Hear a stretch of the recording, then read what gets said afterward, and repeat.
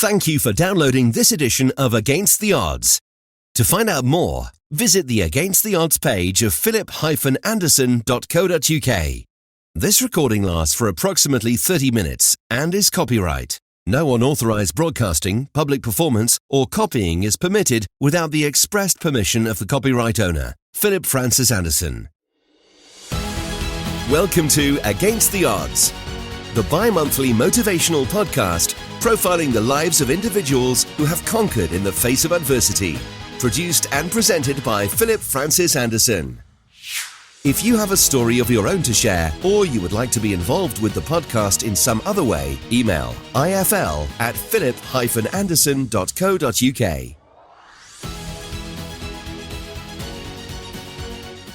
And a very warm welcome to this, the first episode in the first series, from where all the interviews you're about to hear over the coming months are a clear testament to the power of the human spirit. Something very welcoming in these uncertain times. And my guest today, Martin Rhodes from Stoke-on-Trent, is no exception. Martin, a very warm welcome. Thank you very much, Philip. It's a pleasure to be here. Well, looking at your life, Martin, it would seem that it hasn't been without its struggles. In fact, a lot of what occurred happened when you were very young. I mean, you were born 3 months premature, too much oxygen cost you your eyesight, and your father leaving the matrimonial home when you were just 6 years old, citing your blindness as one of his excuses. Can't have been easy for you, to say the least. But we mustn't forget that it's also about your passion for life and about the freedom and the joy you discovered through the gift of sharing. From where I would like to start today's interview, if I may, because in your early teens you discovered information technology, which you've now made one of your lifelong passions despite not turning it into your career.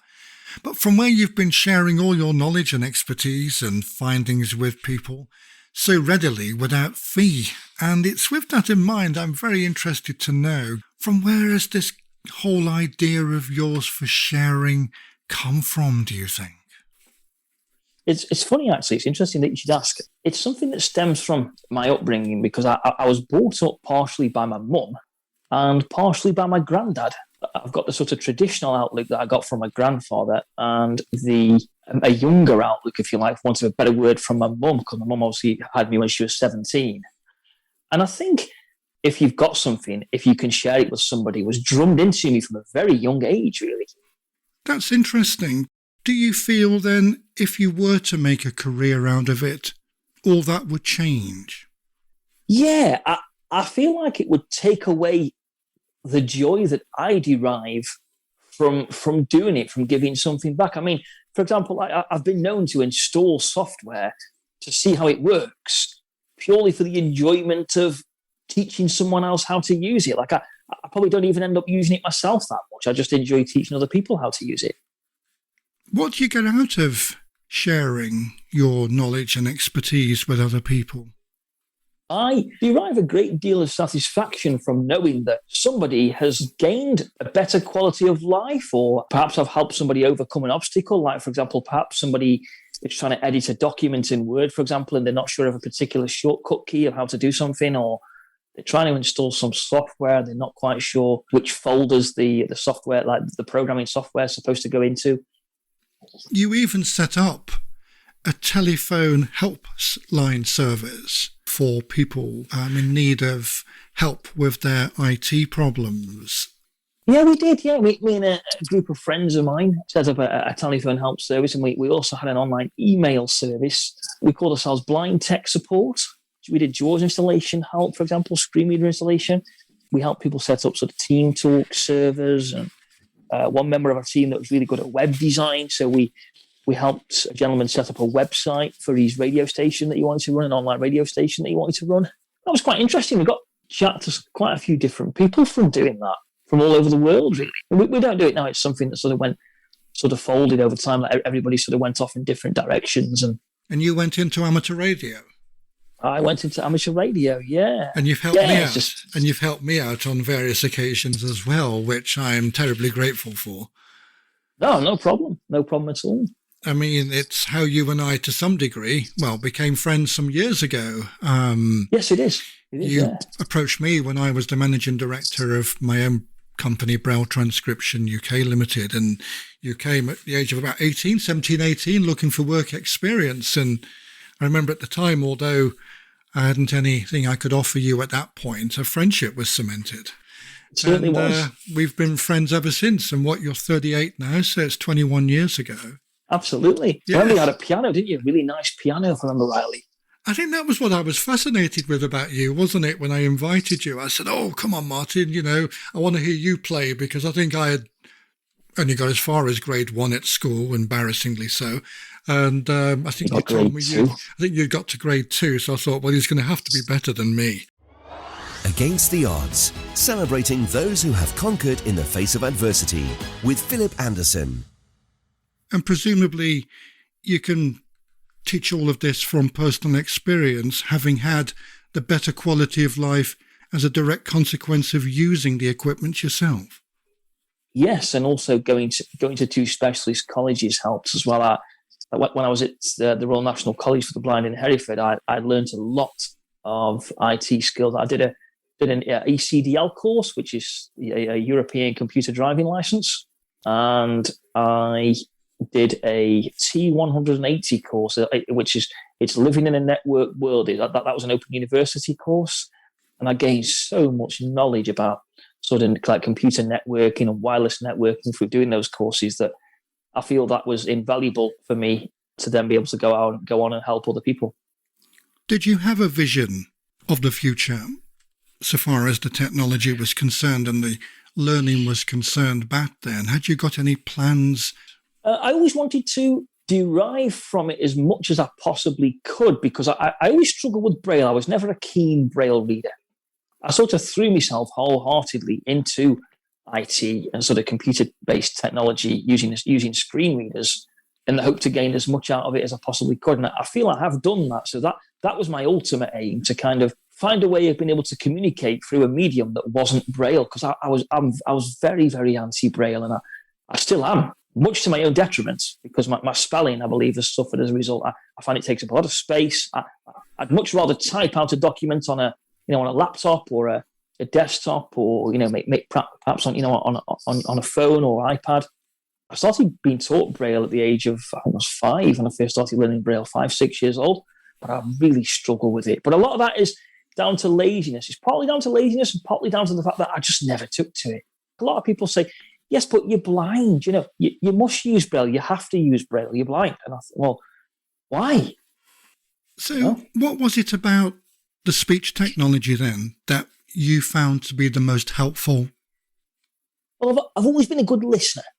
And I found that if I listen to a screen reader, although it's synthetic, I just found that it enhanced my quality of work. It enabled me to work more quickly and be more productive, because I found that when I read Braille, it took me so long to decipher what I was reading that I couldn't remember what I was reading about. I struggled to concentrate, especially if you're reading, was it the Thermoform pages? They were like plastic, but that used to make your fingers really sweaty, I found.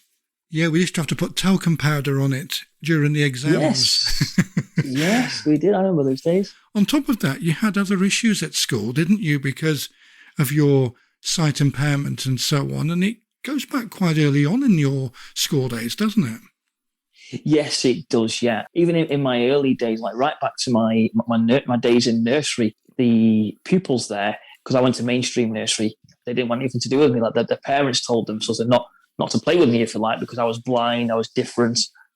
For example, at school, we used to have like a desk, if you like, set out or a table with plasticine, and we would go and make sort of plasticine models, or we'd go and play in the sand, play with sand and things like that, and water. If I went there, I noticed that sometimes children would move away from me, and I was later on told that obviously the parents must have told them to do that.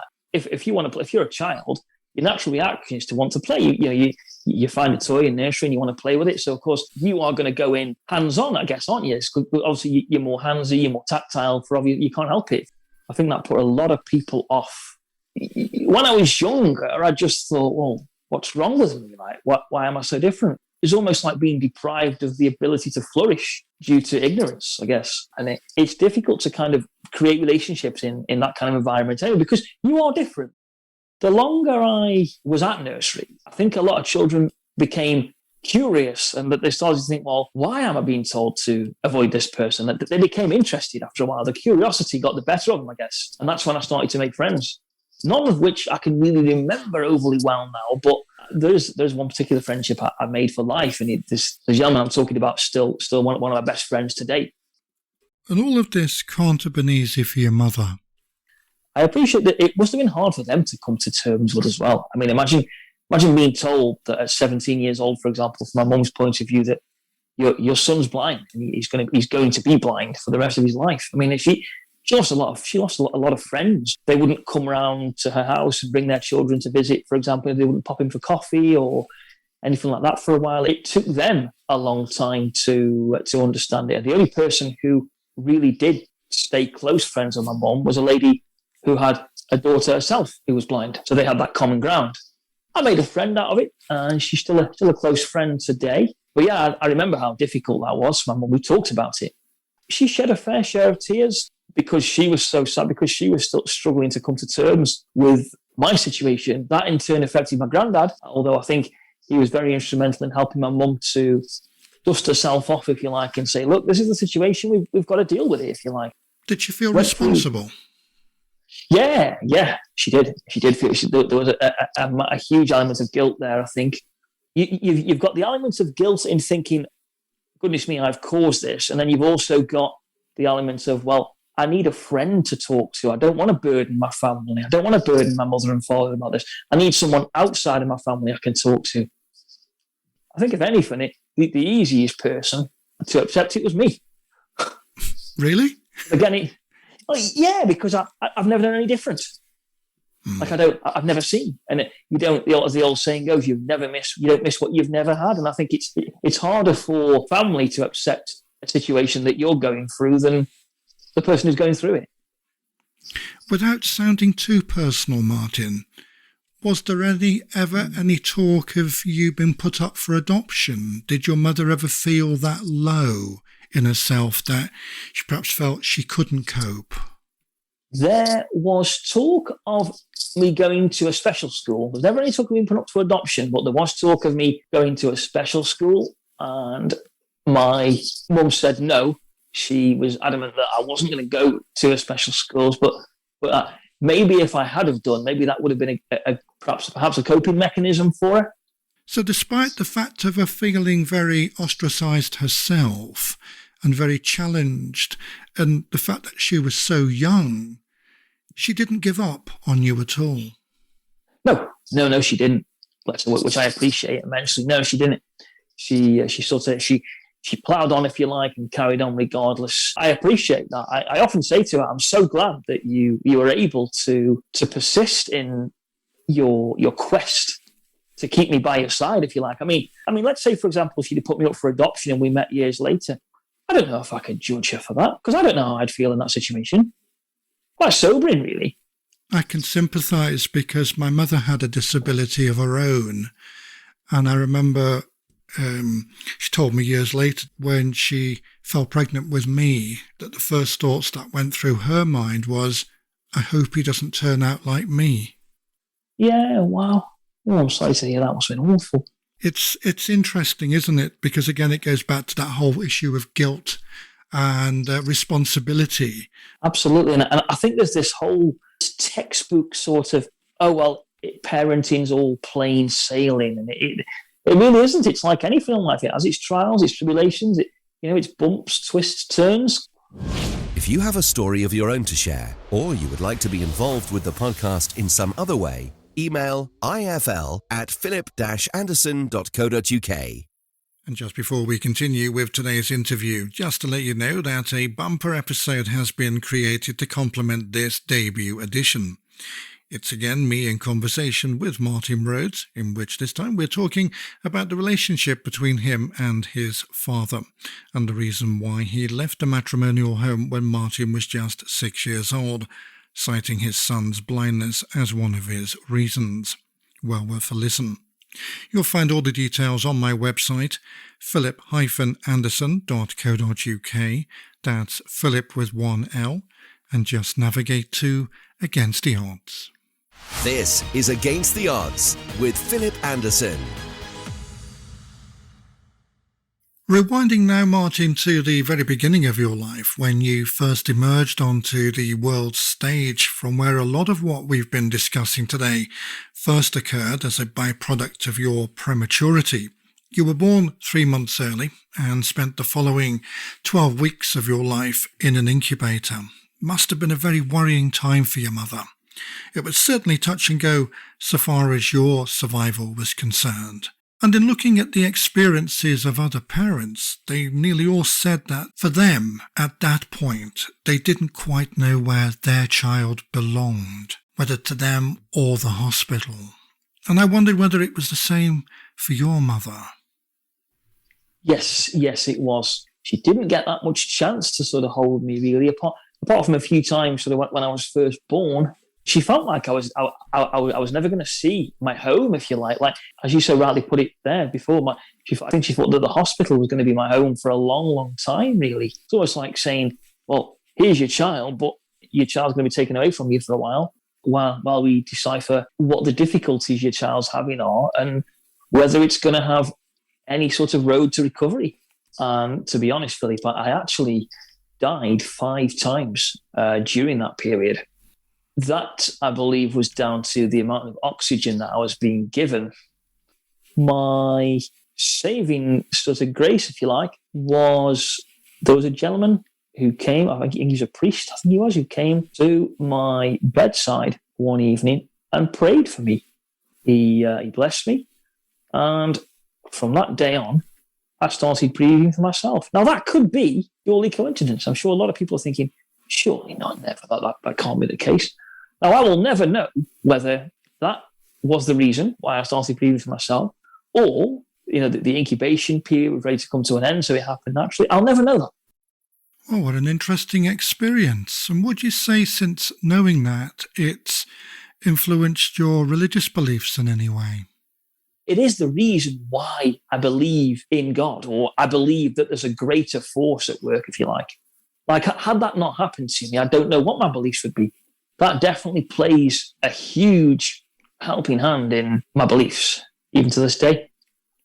And presumably your blindness is a byproduct of your prematurity as well. Yes, it was. Because of the amount of oxygen I was given, it damaged my optic nerve. That's what was responsible for making me totally blind. I mean, all I had left really was a little bit of light perception. And you can replace most things, but as you know, we can't replace nerves. Absolutely, and that's the same with myself. I've got bilateral optic nerve hypoplasia, and your condition's called?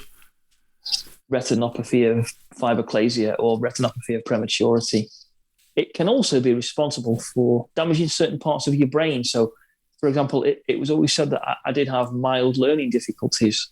It does take me longer to grasp concepts, if you like, than perhaps most. Like, I have to read something through a few times, or I have to do something a few times before I've grasped it, especially if it's something practical. Now, numbers are something I struggle with. And that apparently is quite common with people who have retinopathy of prematurity. Well, that's interesting, because mine's the pituitary gland that causes a similar problem for me. And as in your situation, my own inability to grasp concepts has been the bane of my life for, well, as long as I can care to remember. And staying with your eyes for a moment, Martin, I understand matters didn't end there, and in fact they got considerably worse as time went on, with the emergence of a growth which appeared on both your eyes, which caused you significant discomfort throughout your childhood. That eventually led to yet another set of life-changing circumstances for you at a crucial point in your early teens. What can you tell us about that difficult period in your life? It was like a white, chalky substance, like a growth, if you like, that grew all across the front of my eyes, and that was so painful. I couldn't close my eyes at night or anything. It was really, really painful. We tried various things to remove it. We tried to fit in a soft contact lens. We also tried having it burnt away using laser treatment, and it just regrew. In fact, it grew more ferociously the second time. Eventually, at the age of 13, I just had my eyes removed and had prosthetics. And although that happened at such a crucial time in my life, I can honestly look back and say it was one of the best things I ever did because I was free of pain. I mean, I may have lost a slight amount of light perception, but nothing to write home about, if you like. Nothing that I really miss, because my quality of life improved so much. What about your self-confidence? Because you mentioned about it happening at a crucial point in your life, and obviously you were making that transition to puberty at that point. Do you remember it having any effect on your confidence? Because obviously it changed your facial features somewhat. Yes, it did. What I did find difficult was how I must look, because at first, before I had my eyes fitted, I had to have, it was like a shell with a hole in the middle fitted to my eye sockets while my eyes were being made. And to go out with those shells in, that was really daunting. My mum and my granddad at the time were really supportive about me sort of going out and meeting family. And it started off with sort of small trips to sort of visit family members at their houses, things like that. And then eventually I went to visit one of my friends. So that was the hardest part. But without sounding rude, Martin, would you say your blindness defines you? I hope not. No, I would hate to think anybody who's defined by a disability. I think if a person's in a situation where the disability defines them, I think that's a real shame. And it doesn't have to be that way. So no, I'd like to think that my personality, my thoughts, my feelings, and my interests define me rather than my disability. It's interesting. I guess up until the age of sort of 16, if you like, when I first left mainstream school, all my friends were sighted. I only had a few friends who were blind. When I went to specialist college, most of the students there were blind, and I'd never been in an environment before where everyone was in the same boat as me, if you like. So I did struggle to fit in at first. I find now I probably have more friends who are blind and more friends who can see. And I often wonder whether that's because I transitioned from the mainstream environment into the specialist environment. And I also wonder if, had I gone to a specialist school from a young child, yes, would I have any sighted friends? Would I even be quite institutionalized? Like I feel lucky to have had the best of both worlds, if you like. It is, and you don't just have a visual impairment, do you? You've also got an irregular heartbeat. Well, a regular heartbeat, but it's more rapid than others. Yes, yeah, I'm tachycardic. So I've basically got a condition called paroxysmal tachycardia, which basically means that occasionally my heartbeat can beat slightly faster than usual. It's the only way I can describe it is a bit like the feeling of having tinnitus. If you ever had tinnitus and you sort of get that like a vibration feeling. Yes. If you like, in your head, it's similar to tinnitus. And it can be quite unnerving at times, although I haven't had any problem with it now for quite a few years. It's usually when I'm tired or if I'm overthinking about something. I first got it when I was 18. I went out for a few drinks with friends after my GCSEs, and I got quite drunk at the time. And they said that it was too much alcohol that originally caused it. There is a history of heart conditions in my family. So whether it's a combination of me consuming too much alcohol at a particular time or the fact that there's a heart condition in the family, especially on my side, which is the Rhodes side of the family, I don't know, but could have been a combination of the two, I guess. Indeed. And I think it's safe to say you've had your fair share of challenges in life, Martin, but it's not so much the challenges, but the manner in which you've dealt with them that's spoken to me today. And in fact, all power to your elbow, it goes to show what can be achieved in the face of overwhelming odds. A clear demonstration of the power of the human spirit, I think, at work, in the fact that you've not allowed any of those experiences to deter you in any way, shape, or form. And it's with this in mind I would like to use the remaining minutes, if I may, to discussing one other challenge, this time in your adult life, when you decided to embrace independence for the first time. You'd been to college and you'd had a taster of independence, and now you wanted to go at it solo, so to speak. So you put your name down for a flat, and that time eventually came for you to move in.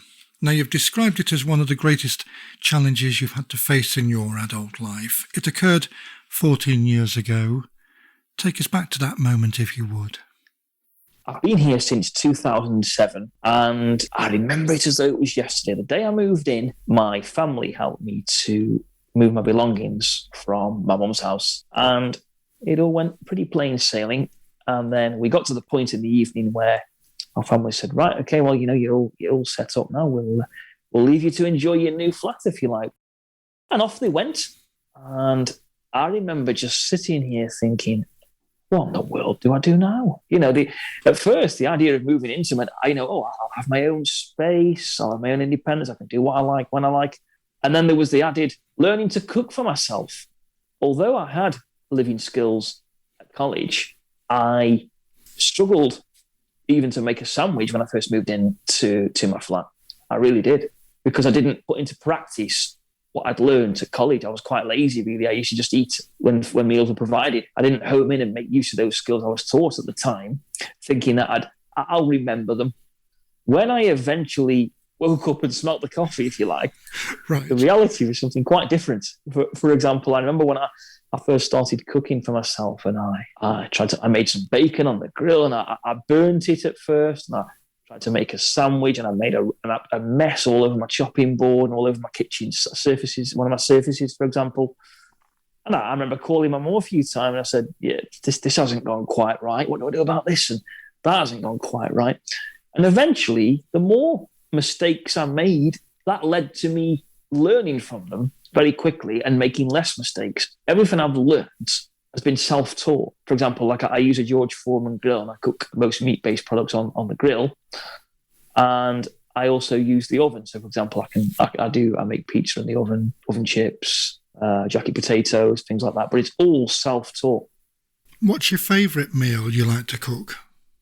I like to make shepherd's pie.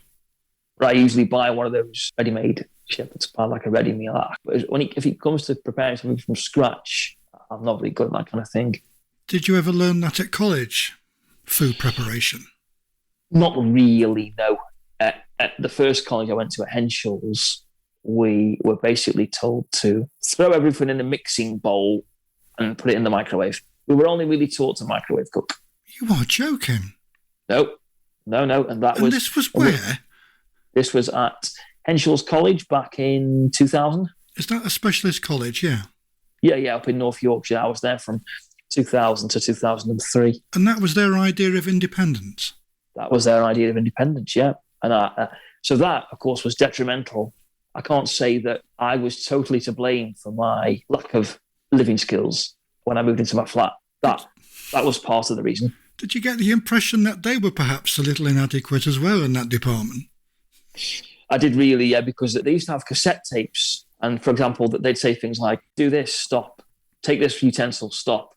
Well, they worked on the basis that it was a one-size-fits-all. And everybody's got different levels, haven't they? Everybody learns at different speed. Everybody's got different levels of independence to begin with.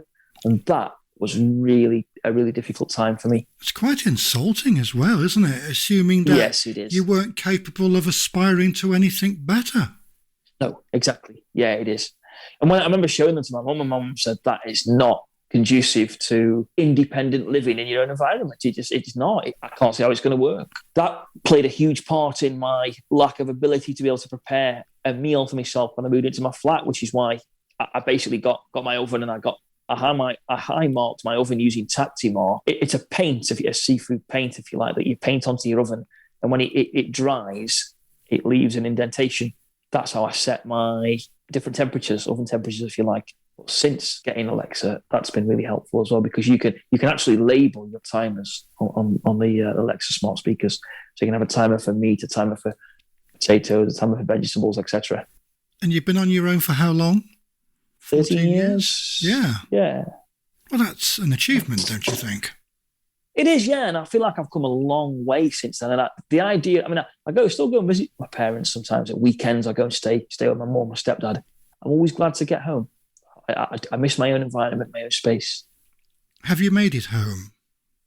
Yes, absolutely. Yeah, I have, yeah. I enjoy my technology, so I have 2 Google smart speakers, 4 Amazon Alexas. I've always liked leather. I have a reclining leather chair and a reclining leather sofa. It reclines at each end. But yeah, I love the feel of it, the smell of it.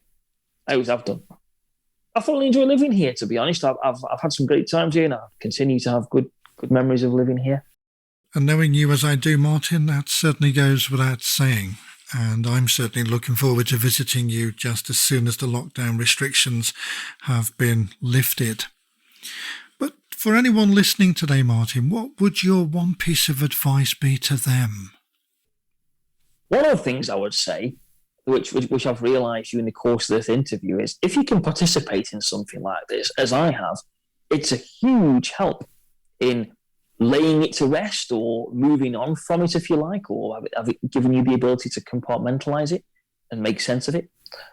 Also, I would say always remember that you're in control. You drive your own car, so perseverance is key. Well, it's been a huge help for me in me becoming the person I am today, really. Oh, sound advice there, Martin. Thank you very much indeed. And the perfect note, I think, on which to end this first episode in the first series of Against the Odds. You acquitted yourself admirably today. Thank you very much indeed. Well, thank you very much indeed for the opportunity, Philippe, and I hope this helps someone out there somewhere. It's been fantastic. Well, just in conclusion, Martin, it's your opportunity now to play us out with your legacy track. This is a track you've chosen which you feel best sums up your life. I certainly have, yeah. It's Michael Holliday's Story of My Life. It takes me back to being a child and listening to the local radio, and I used to record it every time the presenter on the station played it. Someday I'm gonna write the story of my life. I'll tell about the night we met and how my heart can forget the way you smiled at me. Thank you for listening to this edition of Against the Odds, the motivational podcast celebrating the lives of those who have conquered in the face of adversity, produced and presented by Philip Francis Anderson. Whether you have a story of your own to share or you would like to be involved with the podcast in some other way, email ifl@philip-anderson.co.uk or visit the Against the Odds page on the philip-anderson.co.uk website for more information and to complete the guest interviewee questionnaire. This podcast is the property of Philip Francis Anderson. All rights reserved. Any redistribution or reproduction of part or all of the contents in any form is prohibited other than the following. We welcome you to download and play the podcast and share with others for personal use. Please acknowledge Against the Odds podcast as the source of the material. You may not, except with our express written permission, distribute or commercially exploit the content.